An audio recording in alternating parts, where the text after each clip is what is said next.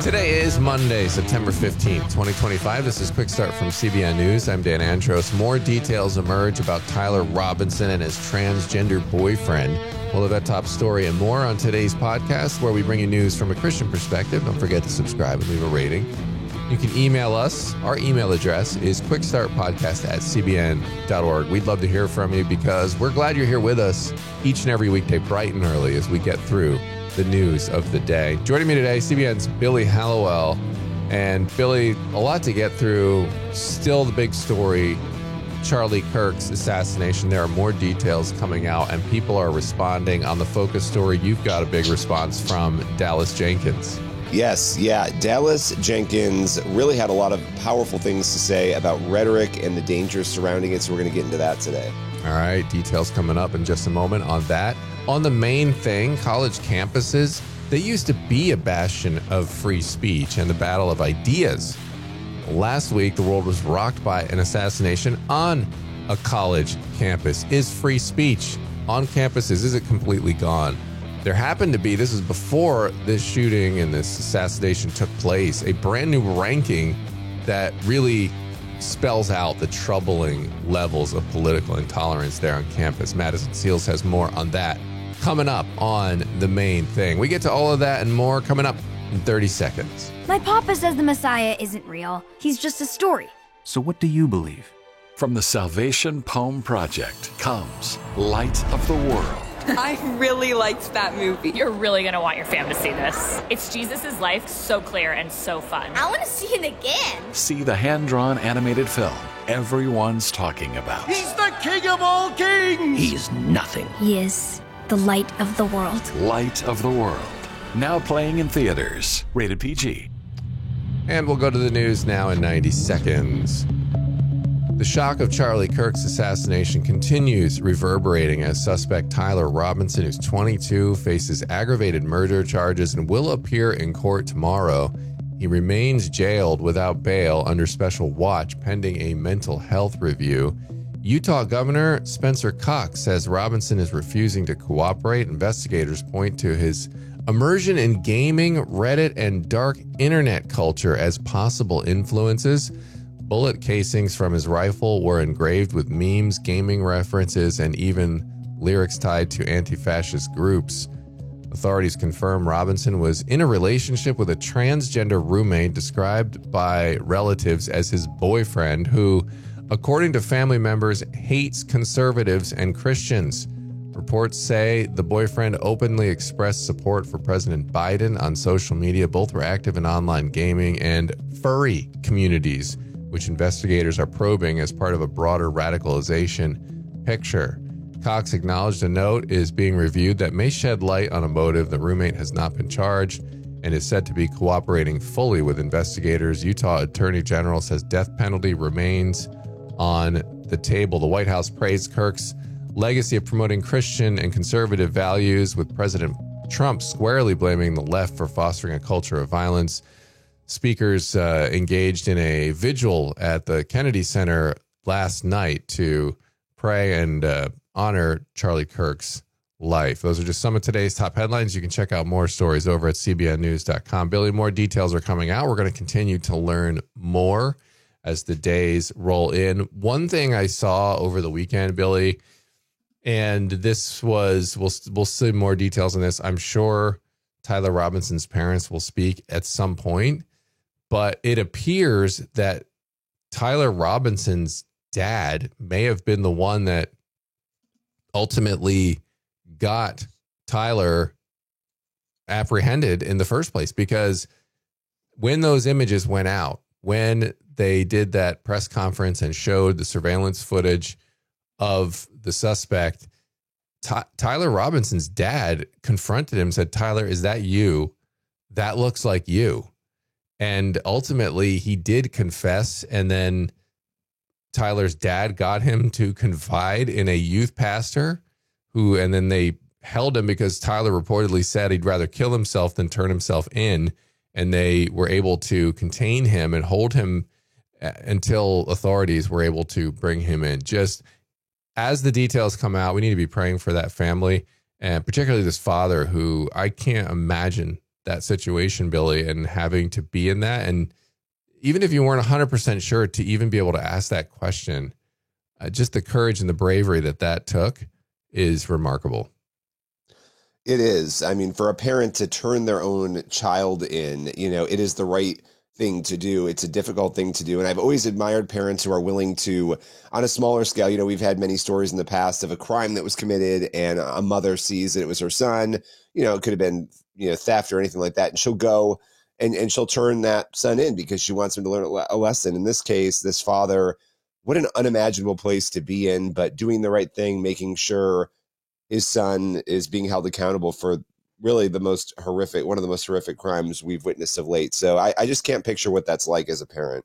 Yeah, definitely not. And like I said, we need to be praying for so many things, for Charlie Kirk's family, for his wife, for his children, for the country, and even for the assassin and for his family. All right, we're going to go to the focus story now. And as Billy mentioned there at the top, the Chosen creator, Dallas Jenkins, is issuing a warning in the wake of Charlie Kirk's death. So what's the story here? Yeah, this is really a fascinating conversation. Obviously, Dallas, known for, you said, The Chosen and being a filmmaker, but he's also somebody who has routinely spoken out on political and social issues over the years. And, he's mourning like everyone else what happened to Charlie. One of the things that was interesting as we got into the conversation, he was talking about the fact that working on The Chosen, he's around people who disagree with him. Half of the people in the cast and the crew disagree with him spiritually, politically. And, he said he's used to that. He's like, and most of the public knows that that's the case. But with all of that, he started talking about the fact that people are having a hard time being around people who disagree with them. They're having a hard time dialoguing with people who disagree with them. And, he said there's a real demonization that is going on in the culture right now. We all know this, but that there are real consequences to that dynamic. And we're starting to really see that unfold with the assassination attempts of President Trump, with Charlie Kirk's assassination. And, it's happened on, there have been some on both sides of the aisle, but of late, the really, really big ones have been obviously, more often targeted at conservatives. So this is obviously an issue. And so he really dove into that and addressed it all. And what has been said about Donald Trump, Kirk, and others that's driving some of this chaos? So this is what Dallas had to say, and this is interesting because he said, look, we're in a time where people demonize the opposition, the political or spiritual opposition, so much that their death is a logical conclusion. If you tell enough people that someone or a group of people are Nazis, are a threat to your literal freedom and democracy, and in fact your very life, why wouldn't you think they should die or at least be stopped in some dramatic way? What he's saying is when it comes to President Trump, when it comes to Charlie Kirk, this constant claim that they're Nazis, that they're evil, that they're trying to kill transgender people, these things that have been perpetuated again and again and again, that there's a real consequence to that because it actually terrifies people and people who are not well into a place where they feel that they need to do something to take action. And so it's an interesting point. And I think he's right when you have everybody saying the same thing. This person is a danger to democracy. How often do we hear that about Trump, even from other politicians? Well, people start to fear that they need to do something to stop that person. And that's a really toxic dynamic to have. And it's something that we're watching in real time unfold in our culture. And why must Christians be especially diligent? Well, yeah, this is interesting because he talked about, and he was by no means comparing himself to Charlie Kirk, but he was saying, even in the Christian realm, you'll often see believers sometimes sort of say, oh, well, Dallas Jenkins is destroying Christianity, or he's killing the gospel with his show. And he just said, like, there's such a penchant even with Christians to do this, right? Where we start to create this narrative around people and things. And he just said, as Christians, we're called to bring things back to Jesus. Our call is to not be like the world, is to not engage in the same way that the world does. And so he kind of called us all to account to make sure we're not doing this in other areas of our lives, because there is a consequence. He said, when it comes to the Trump and Kirk stuff, there are enough crazy and damaged people who can take people's words and be inflamed by them. So it is convicting when you start to think about that. Yeah, it sure is. And it's very tempting to get sucked into the conversation and to the hyper rhetoric that's going on, because especially if you're trying to post things online and let's say you are hoping people see it, you want to get some engagement on the content that you're putting out there. Well, it seems to be that more and more the only way to get attention is to be further on the fringes and to be the more hyperbolic than the next guy. And that's how, unfortunately, a lot of media outlets and a lot of personalities have discovered that you have to do that in order to get noticed. And so what happens now? Nobody cares if I bring up just an argument on a political point. I have to ratchet it up and say, this guy's Hitler. And that's what's happened with Donald Trump. That's what's happened with people like conservatives and Christians like Charlie Kirk. And it's certainly, and again, the right's not immune to this either, right? A lot of people do the same thing because it's an algorithm thing. You're not going to get noticed if you're not hyperbolic enough. And so it's this cycle that we get trapped in. And like you said, like, again, we've said this a million times, but it's not the fault of the rhetoric specifically. Ultimately, the actual decision to commit violence falls on the person who thinks it's a good idea to go take a gun and shoot at somebody. Ultimately, the responsibility falls on them, but it's certainly not helpful. It is not helpful. You are pushing that person right up to the edge if you constantly tell somebody if you say that their words are violence, which this is something that has bothered me for a long time, Billy, this argument that words are violence, and the transgender community in specific has pushed this, that you cannot disagree or say anything negative about the transgender movement. And if you do, you are pushing violence. People are essentially starting to believe that people like Charlie Kirk, who clearly is a Christian and disagrees with transgenderism, and he speaks out against it for obvious reasons, but they view his words as violence. And so some crazy person eventually is going to take that literally and say, well, wait a minute, if their words are killing me, somebody's got to do something. It's a logical conclusion. And again, while the ultimate responsibility is on them, it's getting so unhelpful and so dangerous out there. People really have to get back to a place where we're able to discuss these things and be reasonable people at the end of the day. Absolutely, because there is a real danger to the climate that we've created. And I think Dallas is right about that. And people can watch the full interview over on our YouTube page. All right. Appreciate that. Very tough conversation, but these are the conversations that need to be had. Appreciate that, Billy. And we have a very interesting survey that came out about free speech on campus. This came out before the assassination of Charlie Kirk. Madison Seals has the details coming up in 30 seconds. My papa says the Messiah isn't real. He's just a story. So what do you believe?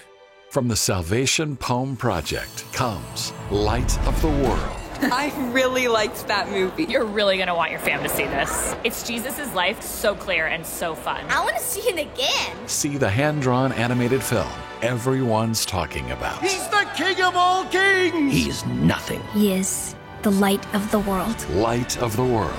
Now playing in theaters. Rated PG. The Foundation for Individual Rights and Expression just released its 2026 college free speech rankings, exposing a troubling decline in tolerance on America's campuses. FIRE's chief research advisor, Sean Stevens, recently talked with Madison Seals to unpack the findings. And like I said, this conversation was taped before the tragic assassination of Charlie Kirk, which makes this discussion on free expression even more timely, urgent, and interesting. This is today's main thing. Sean, this is the most comprehensive ranking of free speech on colleges and university campuses in the current Trump administration era. Can you talk a little bit about how many students and schools were surveyed? So this year, we surveyed and ranked 257 schools. That's the most ever. That's up from 251 last year. And we have the largest sample size that we've ever obtained as well. In the 6 years that we've been doing this, we surveyed a little over 68,500 college undergraduates this year in all 50 states and the District of Columbia.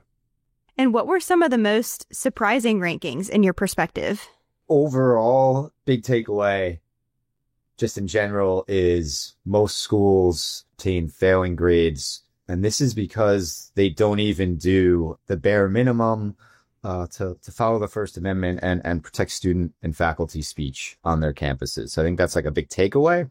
In terms of surprises in the rankings, I personally wasn't very surprised at one of the schools in the bottom 5, but I think outside of alumni, current students, faculty there, and maybe locals in the area in the kind of media market around it, I think it might be surprising for some of your listeners to hear. It's Indiana University in Bloomington. And Indiana's they were 6th worst last year, but they're now the 3rd worst school this year. Their students are very skeptical and basically not trusting of their administration, and that they will defend their rights on campus. A lot of this stems from something that happened in April of 2024. Students basically plan to set up an encampment protest, in solidarity with the other schools that were doing this at the time. They chose a location that has been a historically celebrated one on campus for the number of kind of free speech events that have occurred there. Basically 40 years ago in the mid-1980s, students set up an encampment to protest South African apartheid and demand Indiana divest from companies that profit in South Africa. So a very similar scenario to the one in April 2024. But instead of getting that the students chose this location for the symbolism and allowing this protest to occur, just like the one 40 years ago, the university held an 11th hour meeting to change their policies, outlawing the erection of structures on campus. They then considered the encampment a structure. So they called in the state police. And this is where it gets really bad, actually. I mean, the 11th hour meeting's bad enough, but this is actually where it gets worse. The state police thought it was a real good idea to put a couple snipers on one of the buildings on campus. A number of students in our survey, in response to an open-ended question about self-censorship, commented on this. One student's answer was very succinct in response to, tell us about a time you've ever self-censored on campus. Our president called snipers on us. So I think they deserve their ranking, but I think that might be surprising to people who aren't big Indiana fans or aren't in that media environment, in that local media in the landscape there. Another school that is a little bit surprising, because usually we tend to see more private schools at the bottom. They tend to have more restrictive speech policies, but the University of Washington was just ahead of Indiana at 4th worst. They've just had a number of events disrupted over the past few years. That's a big reason for their low ranking. Yeah, that's interesting. And I'd encourage people to go look at the full list. They can just look up the 2026 college free speech rankings through the Foundation for Individual Rights and Expression. But can you just real quick give maybe the top 3 to 5 and the bottom 3 to 5? Yeah, sure. The rankings, you go directly to them, rankings.thefire.org. Now we'll go the top 5 overall. A lot of these schools have consistently done well on our rankings since we started them in 2020. Top school was Claremont McKenna College. That's out in California. It's the only school that got above a C+. They got a B-, so there's still room to improve there. But what's notable about CMC is that on the the survey components, there's kind of a number of different subcategories based on the questions we ask. They rank in the top 10 on a good number of them and the top 50 on almost all of them. And remember, this is out of 257 schools, so I think that's just impressive. Purdue University is number 2. The University of Chicago is number 3. They're the only other school besides Claremont McKenna to have obtained the number 1 ranking twice. They got it back in 2020 and in 2022. Michigan Tech is number 4. And then the University of Colorado Boulder is number 5. The common thread with all these schools is strong leadership from their presidents, good speech policies on the books that get a green light rating from our policy reform team. So that gives them a boost. And all of them have endorsed the Chicago Statement, which is basically the principles of academic freedom and freedom of speech on campus. And all but Michigan Tech have also adopted a stance of institutional neutrality, which is, they're committed to not taking political sides on issues of the day. And so I think all that is comes from strong leadership, and then it kind of filters down into the students, seeing that the administration has their back more often than not, and just better scores overall and more comfort on campus. At the other end, I've already mentioned University of Washington and Indiana. So University of Washington is fourth worst. Indiana was third worst. They're joined in the bottom five, Northeastern, fifth worst. And then we have second to last for the second year in a row is Columbia University.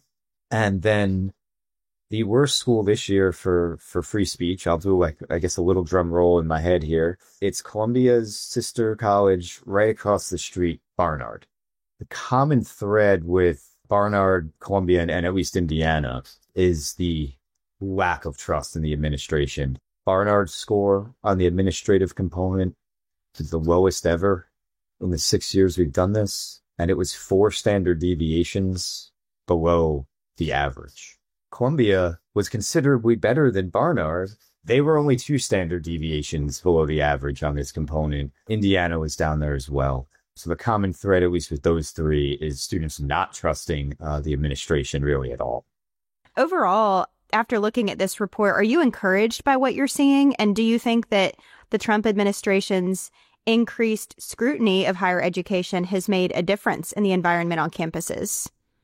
So I think there are reasons to be encouraged about certain schools.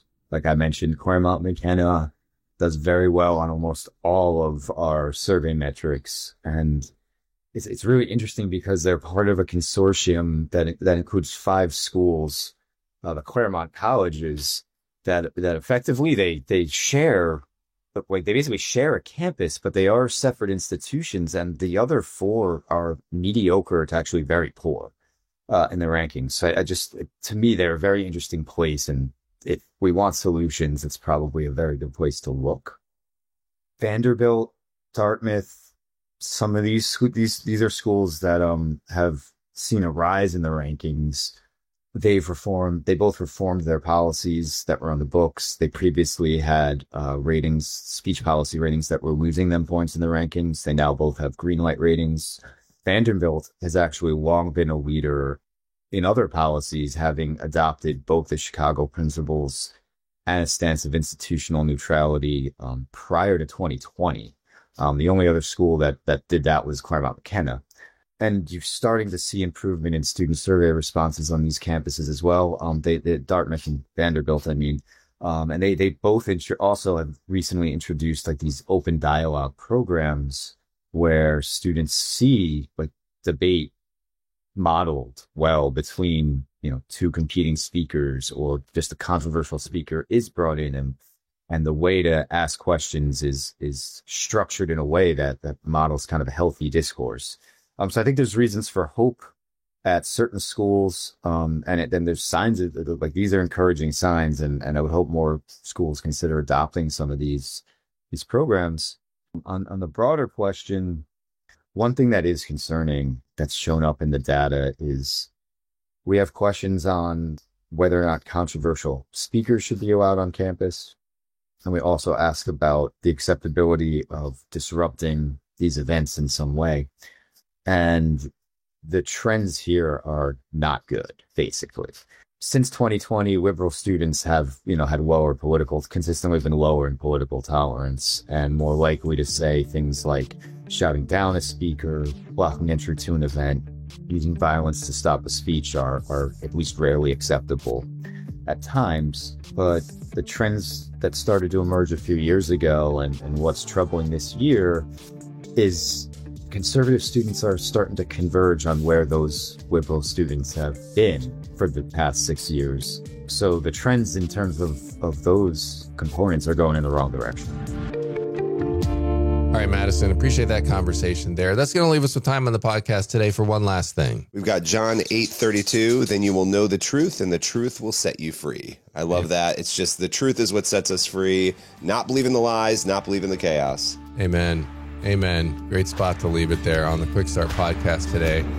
As always, make sure you're getting on over to cbnnews.com for more news from a Christian perspective. You're just not getting that anywhere else. And in times like these, it absolutely matters and is critical because there's no other way to view these things other than through a Christian lens. Lord willing, the creek don't rise up on us. We'll be back here tomorrow.